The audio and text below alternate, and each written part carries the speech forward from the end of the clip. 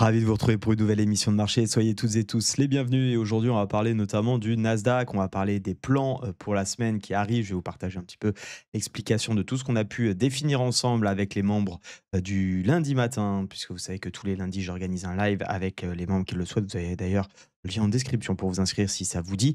Et on va surtout essayer d'identifier et mieux comprendre la réaction de cette bougie avec énormément de volatilité. Et pour ce faire, eh bien, quoi de mieux tout simplement que de prendre l'article de Zone Bourse qui l'explique de manière très concise, puisqu'hier finalement Wall Street a joué aux montagnes russes, hein. Clairement, vous l'avez peut-être vu, le Nasdaq a ouvert à moins 3,6%, puis ensuite il a repris 4,5% en séance pour finalement plonger de 4,9% et finalement clôturer à 0,19. Donc vous voyez, ça fait quand même beaucoup, beaucoup de volatilité et on sent toute la nervosité bien évidemment autour des marchés financiers et notamment suite eh bien, aux décisions de l'administration Trump concernant les douanes.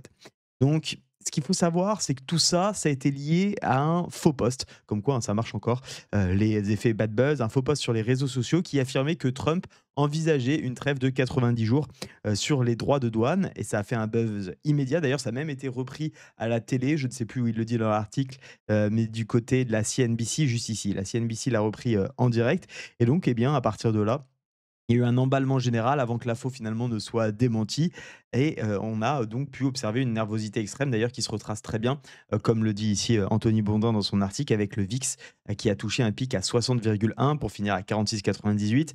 Pour donner, une idée un peu plus globale, parce que quand on parle du VIX, on est toujours un peu perdu, surtout si on ne connaît pas. C'est tout simplement un indicateur qui va nous permettre de connaître, le niveau de risque ou en tout cas la nervosité, sur les marchés et pour vous donner une idée un petit peu plus précise, c'est un niveau qui avait été dépassé que 2 fois depuis 2000. La première lors de la faillite de Lehman Brothers en 2008 et l'autre fois, c'était avant, ou plutôt pendant le crack du, covid de mars 2020.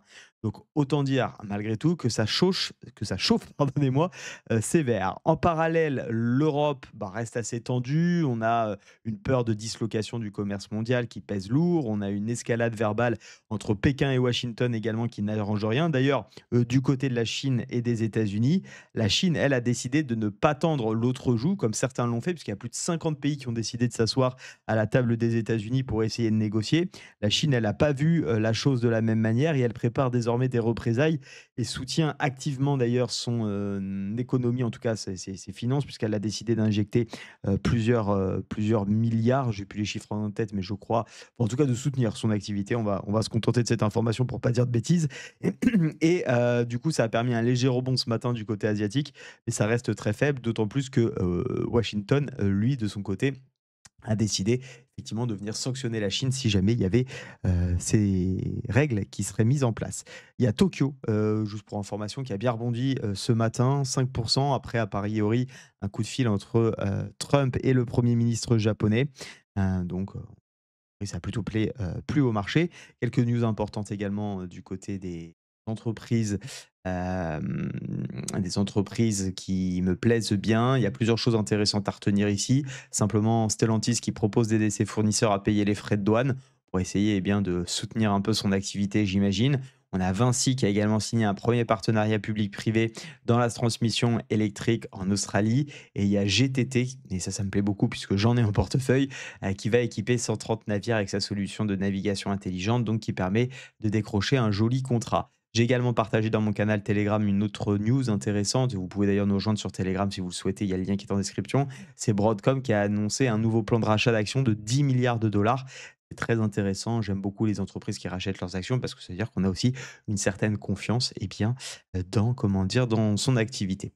Voilà, grosse maille pour le fondamental, si on peut le dire ainsi. Et on va parler bien évidemment des graphiques de mon plan sur le Nasdaq, comment je vois les choses. On va déjà essayer de voir un petit peu ce qui s'est passé hier. On re-rentre, en tout cas en zone de survente, comme on avait pu le faire à ce niveau-là. Mais encore une fois, je vous invite à être prudent du côté du RSI quand vous l'utilisez, à ne pas le mettre comme je viens de le faire typiquement, c'est-à-dire à commencer à regarder vos graphiques avec un indicateur. Moi, et ça fait partie de ma méthode et de mes façons de faire, c'est toujours on analyse sans indicateur et ensuite on peut venir ajouter effectivement des outils d'aide à la décision qui vont nous permettre d'affiner nos prises de décision. Pourquoi on évite de mettre ces indicateurs? Parce que typiquement, on pourrait très bien ici arriver, être un petit peu tenter de prendre, un rebond à l'achat parce qu'effectivement ça a quand même bien dégouliné depuis quelques semaines et on se dit: «Ah bah, en plus on est en survente donc il y a un potentiel de rebond». C'est assez logique qu'on soit en survente malgré tout parce que, bah, il y a de la crainte actuellement sur les marchés et également parce que nous sommes en tendance baissière et donc quand on appuie dans les tendances, hein, comme vous le voyez, vous regardez, toute la tendance haussière ici, bah, il y a plein de fois où on a eu effectivement des excès haussiers et c'est pas pour autant qu'on est reparti sur le moyen long terme à la baisse, loin de là. Vous pouvez regarder, par le passé, je vous laisserai, apprécier cela. Donc attention à pas utiliser, ça me permet de faire un petit rappel, ne pas utiliser des indicateurs en surinterprétation. Ce qu'on observe, c'est qu'on est venu chercher hier le niveau des 0,5 de Fibonacci. Alors attendez, est-ce que j'ai enlevé le ouais, faut que je me mette en weekly pour le voir. Le 0,5 de Fibonacci, c'est de toute l'impulsion, de 2022. Vous voyez, on a retracé hier avec les membres donc du lundi matin, ce mouvement et on s'est aperçu effectivement qu'il y avait ce niveau du 0,5 qui venait d'ailleurs coller avec les derniers points août 2021, qui avait d'ailleurs servi un petit peu ici de niveau de cassure pullback et qui avait permis de lancer le rallye ici sur, grosse maille, l'année 2024. Donc on revient sur ce niveau, on voit que ce niveau est retesté et il tient. Si on se met en daily, on s'aperçoit également qu'on a été rechercher la zone qu'on souhaitait vendre, dans les plans. Alors j'avais dit hier, lors du live, je n'ai pas de grande conviction qu'on aille rechercher ce mouvement-là, sauf s'il se passe un épiphénomène.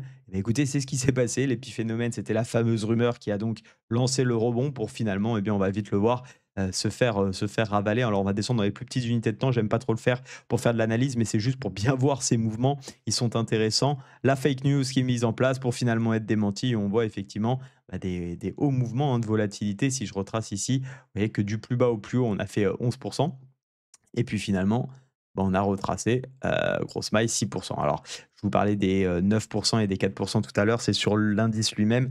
Là, on est sur prix futur, c'est pour ça qu'on a effectivement des chiffres qui sont un petit peu différents. Ce qui est intéressant, c'est qu'on a réussi à combler le gap qu'on avait observé. On a joué cette zone de rejet. Et donc, pour ma part, ben, mon plan reste dans cette continuité sur le Nasdaq. C'est de continuer à appuyer, bien évidemment, dans le sens des ventes parce que je n'estime pas qu'il y ait d'éléments nécessaires en termes de tendance pour le moment pour partir à l'achat. On le voit bien, un daily 4 heures, weekly. Alors, weekly, ça peut se discuter, mais en tout cas, le daily, le 4 heures et même le 1 heure est baissier à mon sens. On n'a pas des plus hauts les uns par rapport aux autres. On n'a pas des plus bas qui sont plus hauts également par rapport aux autres. On a bien le contexte baissier et donc ça me donne plutôt envie, bien entendu, de continuer de vendre. Cette zone sera ma zone d'intérêt. On pourra tout de même saluer ici la petite divergence. Elle est très faible, mais il y avait une petite divergence, pas sur des unités de temps qui m'intéressent, mais qui a permis effectivement aussi d'amorcer le rebond, appuyé bien évidemment par la news. Et c'est surtout la news plus que la divergence qui a fait le nécessaire. Et on voit qu'on a bien été rechercher les 0,5 du coup de la dernière impulsion baissière. Certains prendront effectivement l'ensemble de ce mouvement-là. Pour ma part, je préfère m'arrêter à ici pour une simple et bonne raison, c'est que c'est le dernier mouvement RSI, mais on aurait pu très bien prendre cela. Et donc, on voit bien qu'on a la zone 0,5 ici de Fibonacci ou 0,5, 0,618, cette zone verte qu'on a déjà identifiée et qui me plairait bien, bien évidemment, pour continuer de shorter cette zone. Voilà en tout cas pour mon analyse de ce matin. Mon plan, ça sera plutôt de vendre pour aller rechercher les objectifs successifs. Je vous rappelle qu'il est possible également de découvrir tous mes plans du lundi matin en rejoignant l'émission du lundi. Et si vous inscrivez dès aujourd'hui, eh bien, je n'hésiterai pas à vous envoyer également l'émission d'hier qui vous donne mes plans sur tous les indices européens, américains, gold, pétrole, forex, bitcoin. Et on a même vu quelques actions, notamment Hermès hier. Je vous souhaite une très bonne journée à toutes et à tous. Soyez prudents sur les marchés. N'hésitez pas d'ailleurs à liker cette vidéo si elle vous a plu. Et à demain.